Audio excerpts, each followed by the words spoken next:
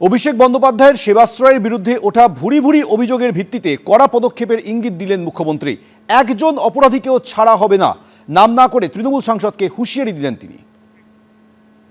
একজনকেও ছাড়ার কোনো সিন নেই, সময় কথা বলবে।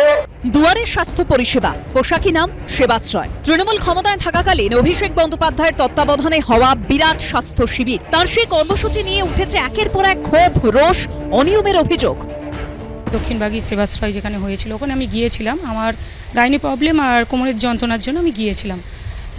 ওখানে যে ওষুধটা দেওয়া হয়েছিল চিরকুটেলিকে পাশের কাউন্টার থেকে নিয়ে নিতে বলা হয়েছিল। দেখছি ওষুধ খাওয়ার পরে যন্ত্রণা আরও বেড়ে যাচ্ছে। আমাদের ওই চোখের জন্য সমস্যা, ঘাড় যন্ত্রণা হয়, মাথা যন্ত্রণা হয়, দেখে ওষুধপালা দিয়েছিল, ওতে কিছু কাজ হয়নি। চশমা দেওয়ার কথা ছিল, দেয়। বিজেপি আমলে খুলল সেই সেবাশ্রয়ের প্যান্ডোরার বাক্স। আমি মাননীয় সদস্য দেবাংশু পণ্ডা মহোদয় গতকাল যে অভিযোগ করেছিলেন তার ভিত্তিতে আমি সবাকে এবং বাংলার জনগণকে আশ্বস্ত করতে চাই যে আমরা এই ব্যাপারে রাজ্য পুলিশের সিআইডি, এসটিএফ, দক্ষিণ চব্বিশ পরগনা জেলা পুলিশকে নিয়ে, তার সঙ্গে আমাদের মেডিকেল এক্সপার্টদের নিয়ে আমরা ব্যাপক অভিযান এবং ব্যাপক তদন্তের কাজ করছি।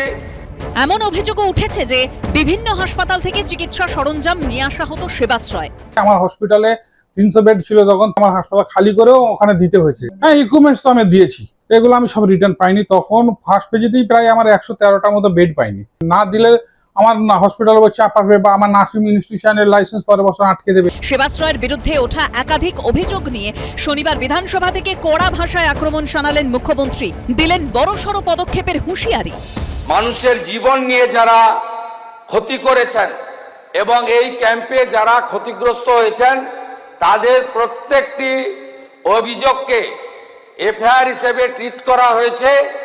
এবং আপনারা নিশ্চিন্ত থাকুন, এত বড় জঘন্য অপরাধ এই পশ্চিমবঙ্গে এই মেডিকেল ক্যাম্প নিয়ে ভাইপো করেছে, তার সাকরেতরা করেছে, তাদের একজনকেও ছাড়ার কোনো সিন নেই, সময় কথা বলবে।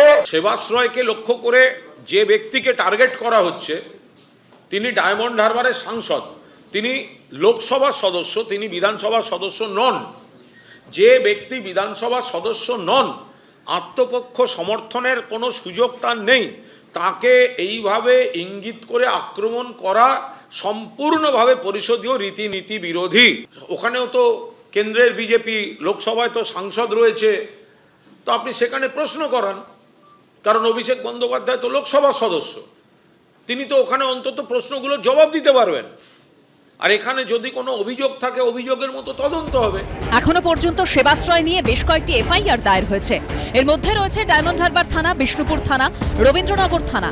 এছাড়া মাটির তলা থেকে সেবাশ্রয়ের প্রচুর ওষুধ উদ্ধারের ঘটনায় পারুলিয়া কোস্টাল থানায় অভিযোগ দায়ের করেন বিজেপি নেতা অভিজিৎ দাস ববি।